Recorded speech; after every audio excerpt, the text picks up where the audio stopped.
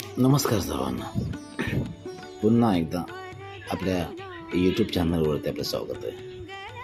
आज आम्ही नववर्षाच्या निमित्ताने खोपोली येथील महाड इच्छापूर्ती वर्धविनायक गणपतीच्या दर्शनासाठी गेलो होतो. जाताना आम्ही आमच्या 4 व्हीलर गाडीतून गेलो.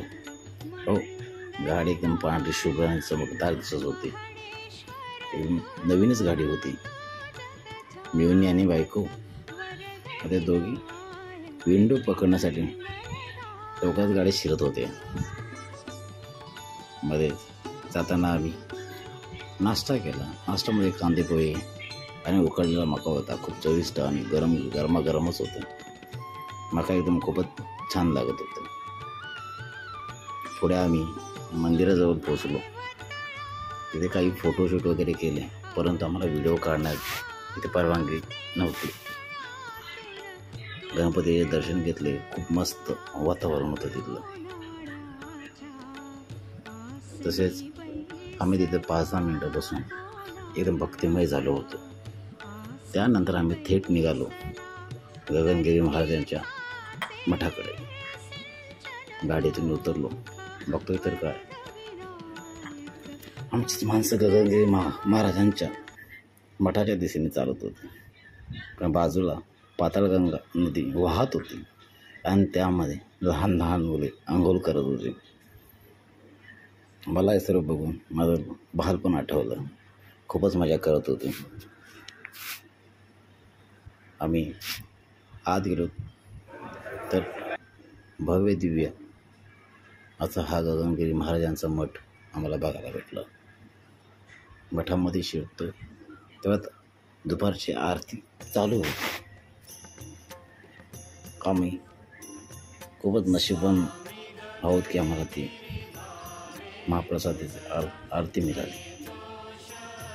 परंतु हे सर्व करताना आम्ही बाकीची सुद्धा काळजी घेत होतो, कारण तिथे सुद्धा आम्हाला व्हिडिओ करण्यात परवानगी नव्हती. तरी आम्ही लपून छपून गुपचूप असे व्हिडिओ काढत होतो.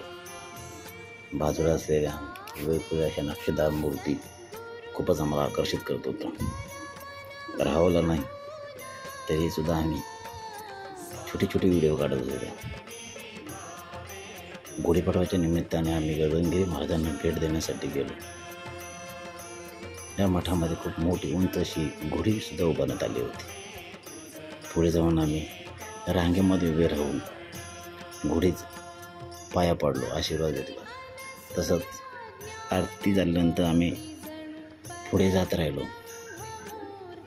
गगनगिरी महाराजांच्या दर्शनासाठी. तिथं आम्हाला प्रसाद भेटला. आतमध्ये शिरताच दरवाजाजवळ एक कुत्रा बसला होता. छान दिसत होता, जणू कोणाच्या तो वाटच पाहत होता. पुढे आम्ही महाराजांच्या प्रतिमेकडे पाहिलं, दर्शन घेतलं. अनेक सारे लोक तिथं होते, बोटी जमली होती. बायकोला बघा किती घाईच आहे, नुसती पुढे तुडू जात होती.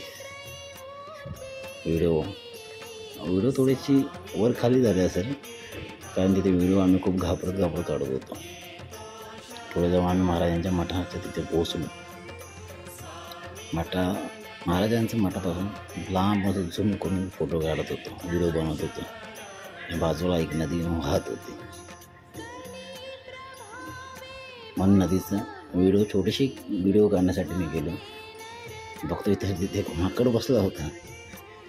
काही व्हिडिओ असताना तो धावत आला इकडे. मी व्हिडिओच आपण बंद केली. पुढे जाऊन महाराजांच्या मूर्तीकडे आम्ही नतमस्तक झालो, पाया पडलो. तिथे सुद्धा आम्हाला प्रसाद भेटला. 5-10 मिनटं आम्ही तिथे शांततेने बसलो. खूप बरं वाटत होतं, शांत वाटत होतं. मन अगदी एकदम प्रसन्न झालं होतं. त्यानंतर आम्ही मठ पूर्ण फिरण्यासाठी आम्ही सर्व उठलो आणि मठाच्या होती फिरण्यासाठी निघालो. तिथे आम्हाला माझेच मित्र, माझे भाऊ दिनेश मोरे आणि त्यांचे परिवार या मठाकडे आले होते. आमची त्याच क्षणामध्ये भेट झाली. खूप बरं वाटलं. नंतर आम्ही पूर्ण मठ फिरत राहिलो. भोवती जवळ गार्डन्स, खूप सारं मंगलमय वातावरण होतं.